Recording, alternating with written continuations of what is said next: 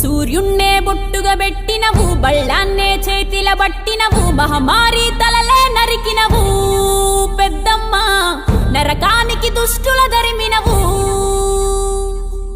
కైలాసం వద్దని ఇడిసినవు, కలియుగమే మాకై వచ్చినవు, మా పిల్లల సల్లగా చూసినవు మాయమ్మ, పులిపై సవ్వారే చేసినవు ఓయమ్మ, అందుకే నీకు బోనాలెత్తుతము.